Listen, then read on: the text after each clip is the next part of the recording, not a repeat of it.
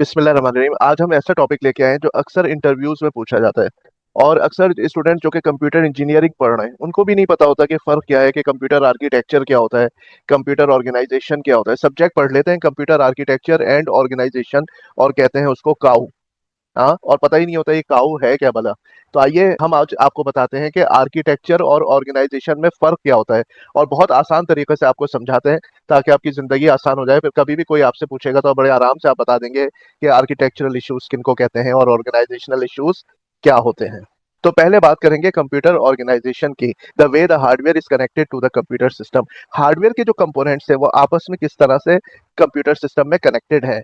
यानी it encompasses covers the physical aspects of the computer system. Organizational issues की जब हम बात करेंगे तो हम कंप्यूटर सिस्टम के फिजिकल एस्पेक्ट्स की बात करेंगे। मिसाल के तौर पर सीपीयू और मेमोरी आपस में किस तरह से कनेक्टेड है, उनके दरमियान में जो बस गुजर रही है, जिस पर एड्रेस ट्रेवल कर रहा है, जिस पर डाटा ट्रेवल कर रहा है, उसकी विड्थ कितनी है, कितनी लाइंस हैं जो उन दोनों को कनेक्ट किए हुए हैं, और कौन कौन से कंट्रोल सिग्नल्स उनके दरमियान वाक़ हैं।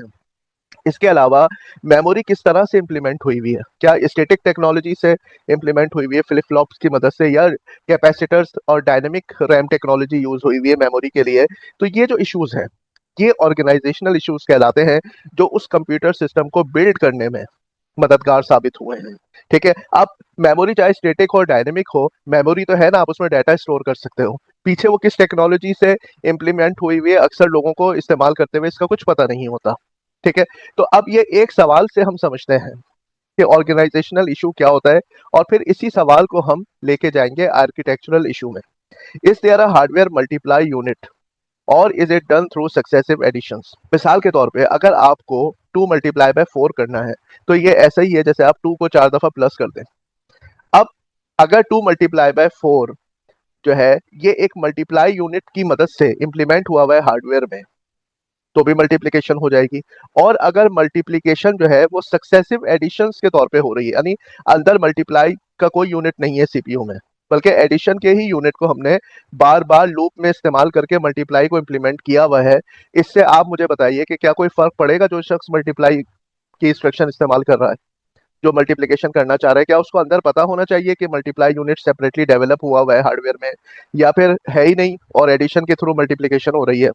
इससे कोई फर्क नहीं पड़ेगा।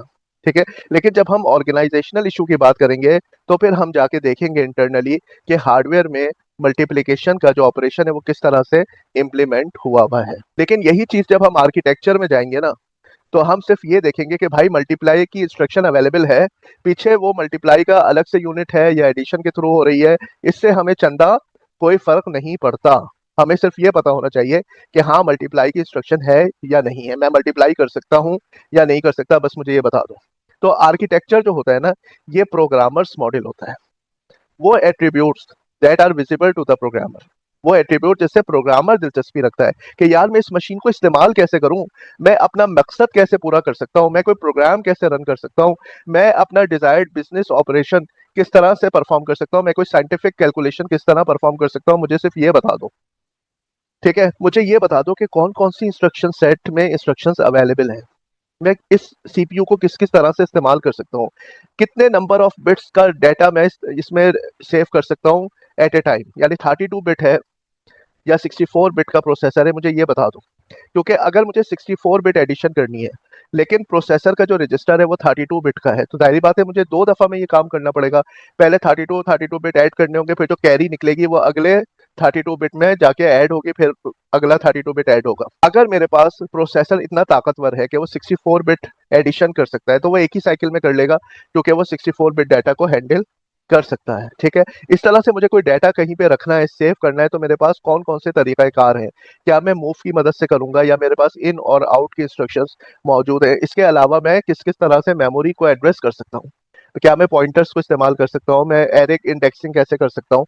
तो ये वो तमाम चीजें हैं जिससे एक प्रोग्रामर दिलचस्पी रखता है, वो आर्किटेक्चर कहलाती हैं। अब आपको मैं ऐसी मिसाल दूंगा कि आप जिंदगी भर इंशाल्लाह नहीं भूलेंगे कि आर्किटेक्चर ऑर्गेनाइजेशन में फर्क क्या होता है।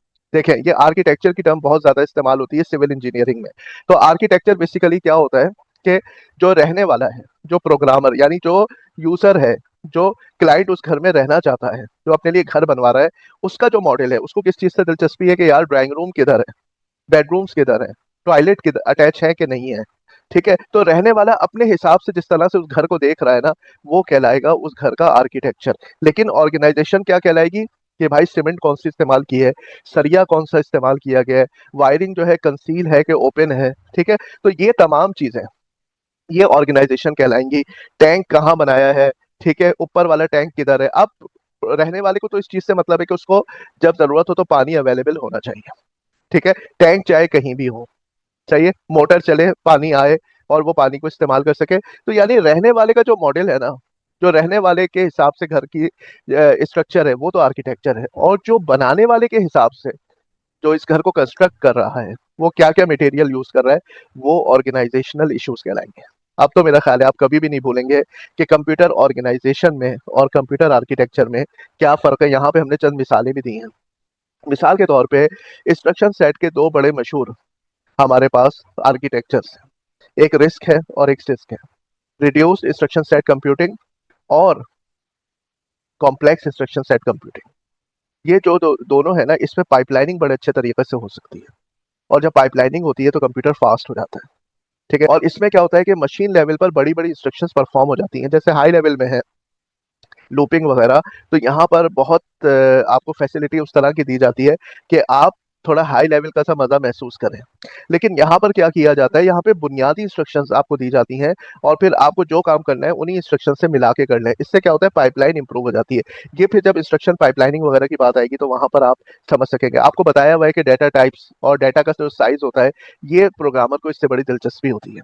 क्योंकि जब वो असेंबली लैंग्वेज में प्रोग्राम लिखेगा तो उसको पता होना चाहिए कि मैं कितना बड़ा डाटा एक वक्त में हैंडल कर सकता हूँ। इसी तरह जो आईओ मैकेनिज्म्स है जिसमें आपके पास इन आउट की अलग इंस्ट्रक्शंस अवेलेबल है, या फिर मेमोरी मैप्ड आईओ है कि यानी कि मेमोरी का कुछ हिस्सा आपने आईओ डिवाइसेस के लिए रखा हुआ है। अगर उस एरिया में आप कोई चीज मूव करेंगे तो दरअसल वो क्या होगा, अगर वो मैप हुआ हुआ है वीडियो के साथ तो फिर वो स्क्रीन पे डिस्प्ले होगा। लेकिन ऑर्गेनाइजेशन में आपके पास आ जाते हैं कंट्रोल सिग्नल्स। डेटा किस तरह से ट्रैवल कर रहा है, डेटा पाथ्स क्या है, माइक्रो प्रोग्रामिंग है या हार्ड वायर्ड सीपीयू है, मेमोरी हायरार्की में कैशे, रैम किस तरह से लेवल्स बने हुए हैं, अरिथमेटिक लॉजिक यूनिट की डिज़ाइन किस तरह से हुई हुई है, registers, buses, clocks and timings, ये तमाम जो चीज़ें हैं, ये खालिसतन हार्डवेयर के इश्यूज़ हैं। तो इस तरह से अब आपको हमेशा याद रहेगा कि जो फिजिकल एट्रीब्यूट्स हैं, हार्डवेयर के इश्यूज़ हैं, वो ऑर्गेनाइजेशन है। और जो प्रोग्रामर को जिन चीज़ों से दिलचस्पी है कि कंप्यूटर कितना फास्ट है, किस-किस तरीके से मैं कौन-कौन सी इंस्ट्रक्शंस रन कर सकता हूँ, तो ये तमाम इश्यूज़ जो हैं वो आर्किटेक्चरल इश्यूज़ हैं। अब आपसे कोई टीचर क्वेश्चन करे वाइवा में या किसी इंटरव्यू में सवाल किया जाए, तो आप बहुत ईज़िली इसको डिस्क्राइब कर सकते हैं और एक घर की मिसाल से आप इसको और ज़्यादा जो है ना इलैबोरेट कर सकते हैं। ठीक है? Thank you very much.